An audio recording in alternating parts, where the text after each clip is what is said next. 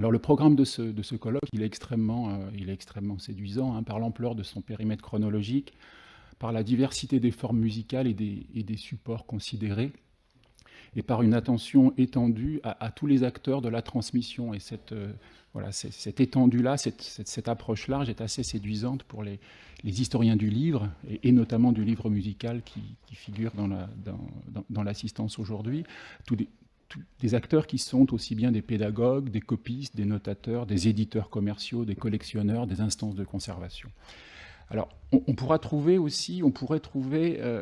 l'organisation de ce programme peut-être un peu sage, un peu scolaire, puisqu'elle rassemble en préambule les communications consacrées au fond, comme pour composer une sorte d'état des sources.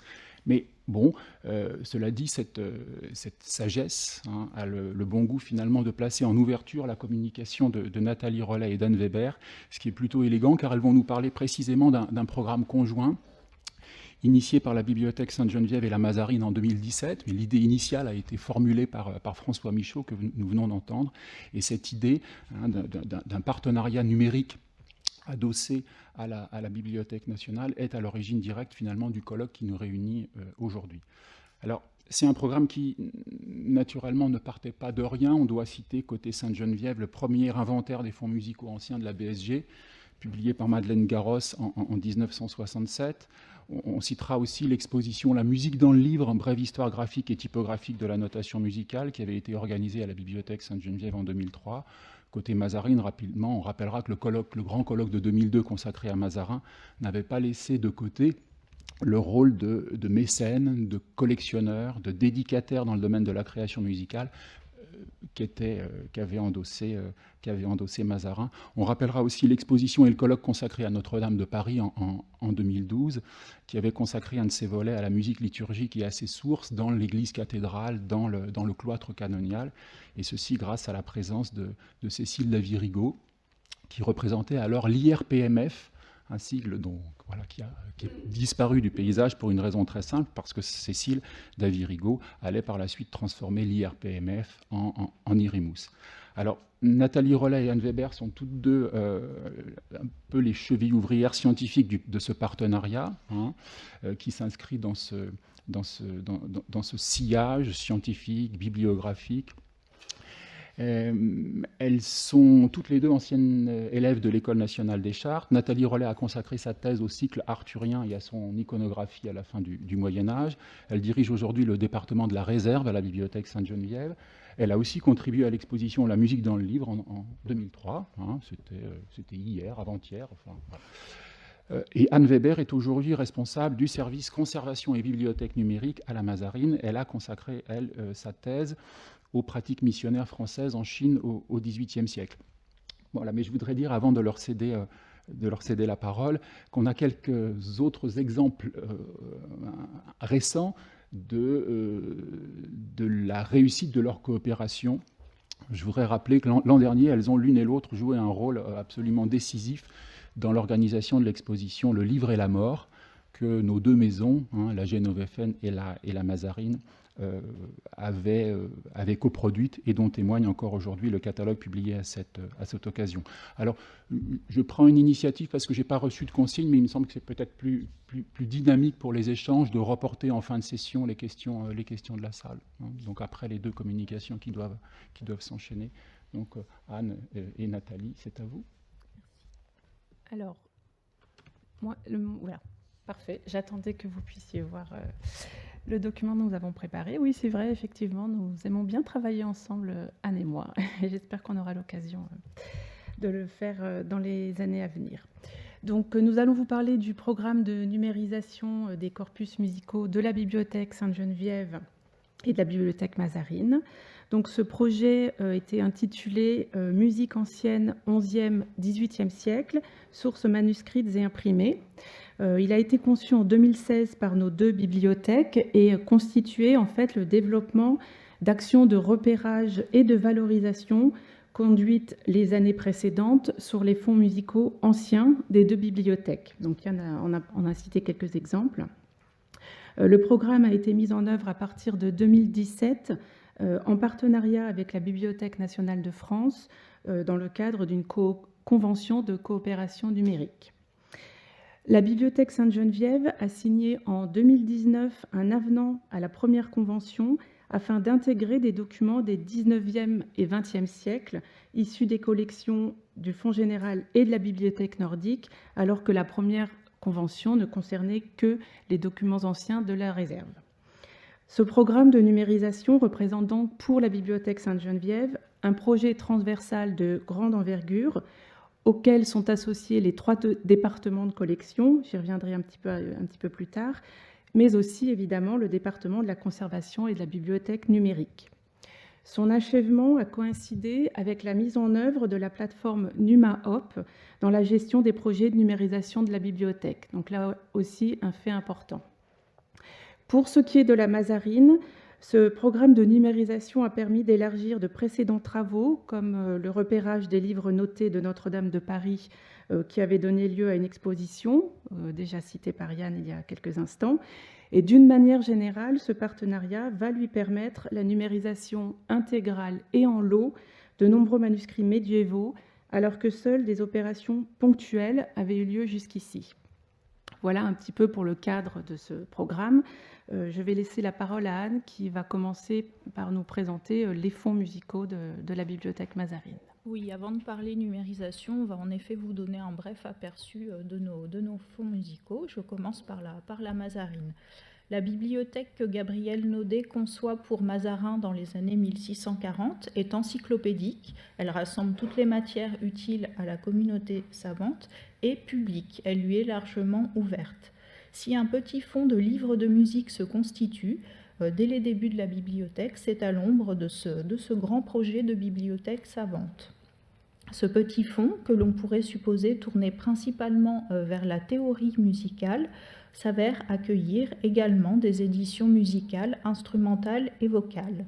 En effet, si Naudet achète des bibliothèques d'érudits, il prospecte aussi très largement dans les fonds des libraires en France comme à l'étranger, et Mazarin, mécène et introducteur de l'opéra à la cour de la Régente, reçoit en présent de nombreux ouvrages qui lui sont parfois dédiés. L'inventaire dressé à sa mort en 1661 recense, malgré les vicissitudes connues par les collections sous la Fronde, quelques 60 à 70 livres de musique, traités et éditions musicales, auxquels s'ajoutent des dizaines de livres liturgiques. Mazarin a également possédé quelques chansonniers médiévaux, manuscrits, parfois notés, qui, comme tous les autres manuscrits, quittèrent les collections au profit de la Bibliothèque du Roi en 1668. Voici 2 petits exemples issus de ce noyau des fonds musicaux de la Mazarine. D'abord de la musique vocale avec ce livre de 15 messes composées par différents compositeur, publié à Rome par Andrea Antico en 1516. Et autre exemple de la musique instrumentale, tout autre chose, il s'agit de l'Odio Regio, ensemble de 2 sonates pour instruments à cordes composées par Marco Uccellini. Il s'agit de la première édition, Venise 1660, elle est dédicacée au cardinal Mazarin. Il faut noter également la présence de quelques catalogues d'imprimeurs libraires vénitiens spécialisés en musique parmi les plus anciens connus. Durant la fin du XVIIe siècle et tout le long du XVIIIe siècle, ce fonds ne connaît aucune évolution notable. En revanche, il se développe à proportion du reste des collections lorsque, à la fin du XVIIIe siècle, l'abbé Leblond, alors bibliothécaire de la Mazarine, sélectionne des milliers de livres dans les dépôts littéraires. C'est alors qu'un fonds de manuscrits est reconstitué, qui comporte de nombreux livres liturgiques notés, tels le Graduel de Saint-Denis, MS 384, noté en neume français et daté du XIe siècle, il sera numérisé dans les prochaines semaines, ou ce missel parisien, plus représentatif de ce fonds, qui est tardif, il date de la fin du XVe siècle. À cette occasion, donc à la fin du XVIIIe siècle, d'autres éditions de musique instrumentale et vocale rejoignent le fonds. On peut citer 5 rares livres de tablature pour guitare d'Adrien Leroy, et des livres de chansons de François de Chancy, ici dans un exemplaire complété à la main par un ancien propriétaire, donc ayant probablement eu un usage pratique. Bien sûr, la musique du XVIIIe siècle entre dans le fond, avec notamment l'exemplaire du comte de Toulouse de l'art de toucher le clavecin de Couperin, ou encore un ensemble de partitions des années 1790, édité en Angleterre. Il s'agit principalement de duos pour flûte. Les fonds musicaux comptent aussi quelques recueils de textes consacrés à un événement et contenant une pièce de musique, comme cette chanson composée en l'honneur du duc de Guise à son retour du siège de Calais en 1558. Ce sont des exemples parmi bien d'autres. Aujourd'hui, on estime le fonds à environ 600 imprimés et une centaine de manuscrits. Quelques zones d'ombre demeurent encore. Les manuscrits de l'époque moderne, liturgie ou éventuels recueils de musique doivent faire l'objet d'un repérage, de même que les fragments pouvant comporter de la musique notée. Et enfin, nous n'avons pas prospecté dans nos collections des 19e et 20e siècles, contrairement à la bibliothèque Sainte-Geneviève. Alors, pour ce qui est des fonds musicaux de la Bibliothèque Sainte-Geneviève, je rappellerai simplement que ces fonds sont répartis donc en 3 ensembles documentaires, le fonds général, la réserve et la bibliothèque nordique, et chacun de ces 3 ensembles conserve un fonds musical important. Donc, je donnerai une petite présentation rapidement de ces 3 ensembles. Le Fonds général donc, rassemble les collections courantes de monographies et de périodiques postérieures à 1830. La thématique musique rassemble plus de 7200 titres, 900 documents de 1830 à 1914, 1400 documents de 1914 à 1951, et la collection se densifie à partir de 1970, puisqu'on y trouve à peu près 4000 documents. Il faut savoir que les collections de musique ont été alimentées par le dépôt légal imprimeur de 1828 à 1996, puis par le dépôt légal éditeur de 1997 à 2006. Et elles sont aussi aujourd'hui le fruit d'acquisitions opérées dans le cadre du plan de développement des collections. Alors, un exemple de documents rares repérés au sein de cet ensemble. Donc, c'est un ensemble de méthodes de solfège et en particulier des manuels scolaires de la Troisième République pour l'apprentissage du chant et de la musique. Donc ils sont tous là, je ne vais pas m'attarder, mais apparemment ce sont des brochures qui ont été repérées et numérisées en raison de leur rareté.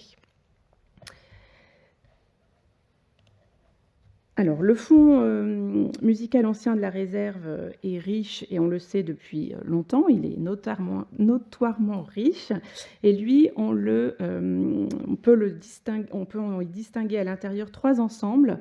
D'abord des ouvrages liturgiques ou de spiritualité, bien sûr, mais aussi des recueils de musique proprement dit, aussi bien gravés ou imprimés que manuscrits, et puis un ensemble d'ouvrages théoriques du Moyen-Âge au XIXe siècle. Cette richesse provient pour une part du fonds de l'abbaye Sainte-Geneviève, pour une petite part de la collection de l'archevêque Charles-Maurice Letellier qui lui fit léguer en 1710, mais aussi de l'intérêt actif de génovéfins comme l'astronome Alexandre Guy Pingré, qui s'intéressait à la théorie musicale. Je n'en dirai pas plus sur ces collections et sur leur provenance, dans la mesure où plusieurs interventions de ce colloque y reviendront. Mais je tiens à signaler tout de même que c'est un fonds vivant, puisque parmi les domaines d'acquisition privilégiés du département figurent notamment les documents relatifs à la théorie de la musique, mais pas seulement. Alors, comme exemple, ici, le seul exemplaire connu de l'édition de 1638 d'une messe à 2 chœurs composée par Nicolas Formé et édité par Pierre Ballard. Voilà pour la réserve. Alors, un petit mot de la bibliothèque nordique, simplement pour préciser que ce fonds représente le fonds le plus riche au monde dans le domaine des études nordiques en dehors des pays scandinaves eux-mêmes. Et ce fonds conserve une collection musicale très intéressante, composée principalement de partitions, des pièces lyriques ou symphoniques, des romances, des recueils de chansons populaires et folkloriques, ainsi qu'un répertoire romantique scandinave. Donc là, l'exemple, il s'agit... Oh, pardon, excusez-moi, mauvaise... Hop. L'ouverture de la colline aux elfes de Friedrich Kuhlau, publiée en 1923, qui est en fait la transcription d'un document qui se trouve, je crois, à la Bibliothèque royale de Danemark. Donc vous voyez des collections très très variées, mais qui ont été sélectionnées pour ce programme de numérisation. Donc après cette présentation des fonds musicaux, passons maintenant à celle du programme de numérisation proprement dit, constitution des corpus, préparation des documents, élaboration des métadonnées, et je laisse la parole à Anne. Avant de commencer la numérisation, en effet, il a fallu identifier nos fonds musicaux et sélectionner les documents à numériser. Différents instruments ont été mis à profit pour dresser la liste des fonds musicaux des deux établissements. Ils ont en partie déjà été cités. Pour ce qui est des manuscrits médiévaux notés, les répertoires réalisés par Madeleine Bernard sous la direction de Solange Corbin ont permis de constituer une première liste. À la Bibliothèque Mazarine, nous avons collaboré avec un chercheur médiéviste et musicologue pour ajuster le corpus ainsi obtenu et approfondir la description de ces manuscrits. Pour les imprimés, comme pour les manuscrits d'ailleurs, la Bibliothèque Sainte-Geneviève pouvait s'appuyer sur le catalogue publié par Simone Vallon et Madeleine Garros en 1967, et elle a complété la liste obtenue à l'aide de ses catalogues anciens et de son catalogue en ligne. La bibliothèque Mazarine était dépourvue jusqu'ici de tout répertoire ou fichier consacré à ces imprimés musicaux. Le travail de repérage s'est fait à partir du catalogue informatisé, des catalogues et inventaires anciens et aussi in situ en magasin. Enfin, bien sûr, les deux établissements se sont appuyés sur le répertoire international des sources musicales pour vérifier et éventuellement compléter les listes obtenues. Ce répertoire a aussi permis une première évaluation de la rareté des documents imprimés repérés, puisqu'il n'était pas question pour nous de numériser l'intégralité de nos fonds musicaux. Nous avons procédé à une sélection. Donc le répertoire international des sources musicales nous y a aidés. Nous avons aussi consulté de nombreux catalogues collectifs à cette fin. On a aussi été attentif aux particularités d'exemplaires. Par exemple, des annotations nombreuses peuvent faire pencher la balance en faveur de la numérisation. On a bien évidemment porté une attention particulière à la complémentarité entre partenaires du projet. Nous avons bien sûr procédé à toutes les vérifications nécessaires dans Gallica, dans le catalogue général de la BNF, et aussi par échange de nos listes au fur et à mesure de l'avancement de la sélection. Et voici aujourd'hui en ligne quelques résultats de cet effort de complémentarité.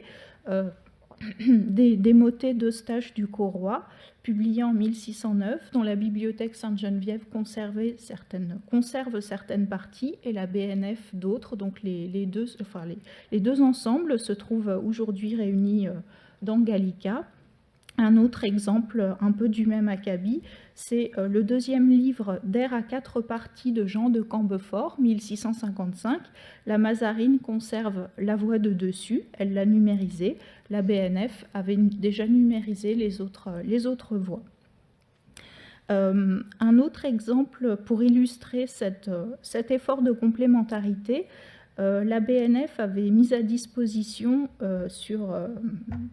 dans Gallica un corpus d'ouvrages sur Wagner que la Bibliothèque Sainte-Geneviève a complété en numérisant une autobiographie, enfin une édition de son autobiographie, de la correspondance et des témoignages d'admirateurs. Enfin, pour clore ce chapitre sur la sélection, précisons que la Bibliothèque Sainte-Geneviève, pour qui la question se posait, a exclu les périodiques et les disques vinyles de son programme, jusqu'à présent en tout cas, pour des raisons techniques. Et il est évident que pour les fonds l'exigeant, une vérification systématique des droits d'auteur a été effectuée. Alors voici quelques statistiques. Donc jusqu'à présent, nous avons numérisé à nous deux près de 900 imprimés musicaux.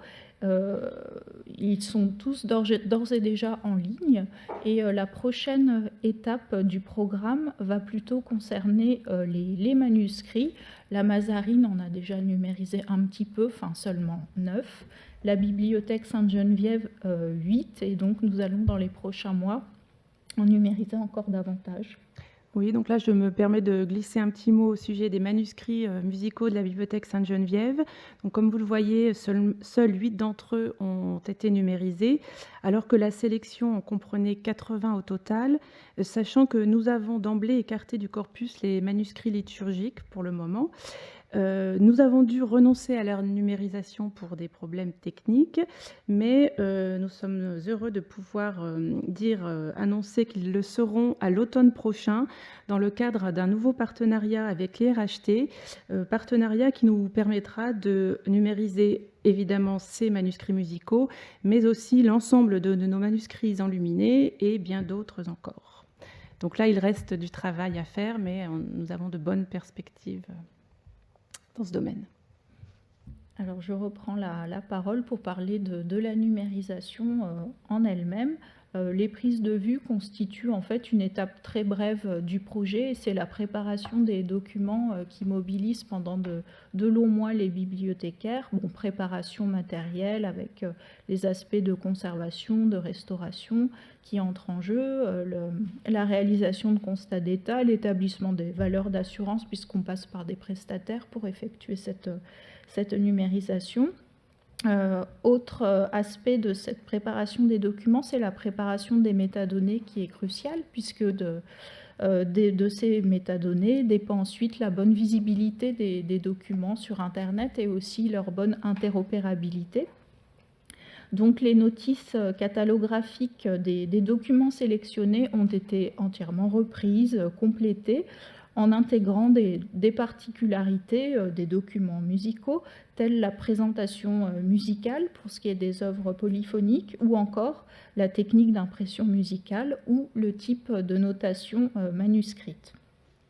Une attention particulière a été portée aux liens hypertextes et notamment au renvoi vers le répertoire international des sources musicales. On s'est également efforcé, lorsque c'était pertinent, de proposer pour les documents une table des matières facilitant la navigation et permettant de trouver plus facilement tel ou tel morceau ou telle chanson, comme vous pouvez le voir. Donc la numérisation ayant été effectuée, on diffuse ensuite les documents. Pour ce qui est de la bibliothèque Mazarine, le corpus musical est accessible sur la bibliothèque numérique Mazarinum, dont vous voyez ici la page d'accueil. Une vignette permet d'accéder à l'ensemble du corpus. Donc pour le moment, ce sont majoritairement des imprimés. Il y a la possibilité d'utiliser les filtres à droite de l'écran pour explorer un petit peu ce corpus. Bien entendu, les documents sont moissonnés par Gallica. Les numérisations sont aussi signalées dans les catalogues où sont signalés les originaux. Et puis, dernière chose à signaler, la présence d'une rubrique sélection de documents qui n'est pas consacrée qu'à la musique, mais dans laquelle nous avons déjà rédigé 2 articles. En fait, c'est pour présenter de manière plus approfondie tel ou tel document. Donc, et ça permet de valoriser un petit peu les fonds numérisés. Alors, pour ce qui est de la bibliothèque Sainte-Geneviève, je vais vous dire quelques mots de nos actions de valorisation. Alors, tout d'abord, il faut savoir que les collections numérisées de la bibliothèque Sainte-Geneviève sont visibles sur Internet Archive. Voilà. Donc, on voit qu'on a 821 documents qui appartiennent à ce corpus musique. Et là aussi, on peut utiliser un certain nombre de filtres pour préciser sa recherche. Évidemment, ces collections sont moissonnées par Gallica, comme pour la bibliothèque Mazarine. Et les collections de la Bibliothèque Sainte-Geneviève sont diffusées sous la marque du domaine public, donc elles sont réutilisables de façon totalement libre. Un petit mot pour vous dire que la Bibliothèque Sainte-Geneviève travaille actuellement à un projet de création d'une bibliothèque numérique propre pour présenter ses collections numérisées, bien sûr, mais aussi et surtout pour disposer de possibilités de valorisation et de recherche plus développées que ce qui est disponible sur Internet Archive. Deuxième aspect de la valorisation des documents numérisés, nous avons entrepris de signaler systématiquement les versions électroniques des documents imprimés dans le SUDOC et de lier les notices, c'est un petit peu technique, mais pour le public et les chercheurs, c'est quand même assez intéressant, lier les notices par des liens, c'est-à-dire qu'un lecteur qui voit que nous possédons cette édition va tout de suite voir qu'elle a été reproduite et peut directement accéder à la ressource sans passer par Internet Archive, sans une autre recherche. Voilà. Donc ça, c'est un travail assez long et fastidieux, mais qui nous a semblé intéressant de mettre en place. À part ces deux actions de valorisation qui sont vraiment faites dans tous les projets de numérisation à la Bibliothèque Sainte-Geneviève, pour la musique, la bibliothèque a initié en 2019 un programme de valorisation dans plusieurs directions. Un certain nombre d'actions ont été réalisées en partenariat avec la Bibliothèque nationale de France. Premier élément, nous avons décidé d'intégrer les données numérisées de la Bibliothèque Sainte-Geneviève dans les sélections thématiques de Gallica et dans la rubrique consacrée aux partitions par genre musical. Alors pour cela, il a fallu procéder à l'ajout d'un certain nombre de mots-clés spécifiques. Donc nous avons échangé avec les partenaires de la BNF qui sont chargés de ce projet pour déterminer des mots-clés à ajouter dans les métadonnées que nous-mêmes nous intégrons dans Internet Archive. C'est un peu technique, mais ça permet vraiment au public d'avoir accès à des documents. Voilà, ici, nous voyons que dans la rubrique motet, Sainte-Geneviève a 129 documents qui sont signalés. Voilà. Un partenariat de médiation numérique a été ensuite conçu dans le cadre de l'année thématique musique 2020 à la Bibliothèque Sainte-Geneviève. Là, ce partenariat thématique s'est décliné en deux volets. Premier volet, des billets de blog Gallica qui mettent l'accent, comme beaucoup de billets de blog Gallica, sur certains documents des collections musicales accessibles dans Gallica ou moissonnés par Gallica. Donc nous avons déjà deux billets de blog qui sont parus et il y en a d'autres qui vont l'être régulièrement jusqu'à la fin de l'année. Autres volets, ont été tournés à la Bibliothèque Sainte-Geneviève 3 vidéos-interviews sur le modèle Gallica et moi. Donc là, l'idée, c'est de mieux comprendre comment les chercheurs, les usagers s'approprient les collections musicales et comment Gallica en particulier les accompagne dans leur travail. Donc ces 3 vidéos sont disponibles ici, vous voyez, c'est une interview de Grégoire Ichou, de Chloé Sévère et de Laurent Guillot. Voilà pour nos actions en partenariat avec la Bibliothèque nationale de France. De façon indépendante, nous avons procédé à la réalisation d'une exposition virtuelle. Exposition virtuelle qui est destinée à accompagner l'exposition qui aura lieu dans la Bibliothèque Sainte-Geneviève, dont nous avons déjà parlé à plusieurs reprises, exposition qui s'appelle Notes de papier et qui a été élaborée dans le cadre du partenariat scientifique entre la BSG et l'IREMUS et qui sera présentée donc à partir du 2 novembre 2020. Alors ceci permet d'accéder à la version numérique des documents exposés, mais aussi à d'autres contenus numérisés, à des extraits musicaux, à des vidéos, à des liens vers d'autres types de ressources documentaires. Donc c'est à la fois un complément de l'exposition in situ, mais c'est aussi une exposition qui peut être consulter de façon indépendante. Donc je vais juste vous montrer un exemple.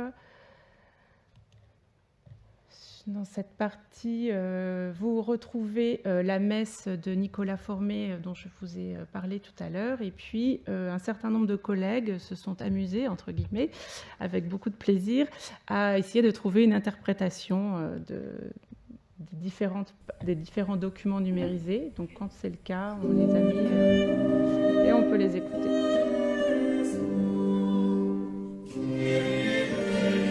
Voilà, pour le petit intermède musical. Hop, non.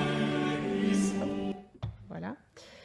Alors, au niveau de l'aspect technique, si vous êtes intéressé pour savoir comment a été conçu ce projet, je vous signale que 2 collègues de la Bibliothèque Sainte-Geneviève, Pauline Rivière, qui est chef de projet numérisation, et Stéphane Dufournet, qui est un des 2 commissaires de l'exposition, interviendront d'ici quelques jours à Nancy pour présenter ce projet dans les cadres des journées Omeka S.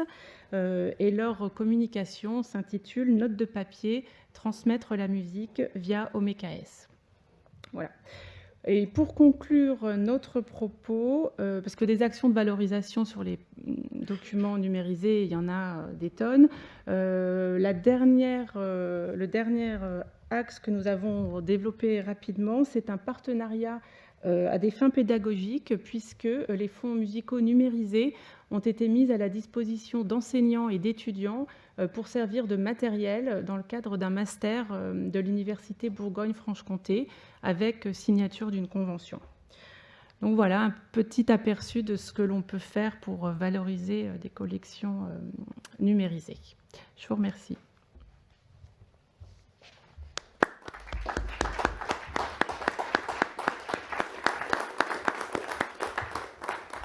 Merci à toutes les deux. Moi, j'admire ce passage de voix. Votre duo a été parfait. Vous avez été très précise sans abuser du technolect, qui est toujours un risque dans ce genre de performance. On voit bien les choix communs sur les principes de sélection, et puis des soucis de rationalité et d'économie, tenir compte de l'offre déjà existante, articuler les catalogues, les données catalographiques et les données numérisées. Mais on voit bien aussi la singularité de certains choix faits par l'un et l'autre établissement.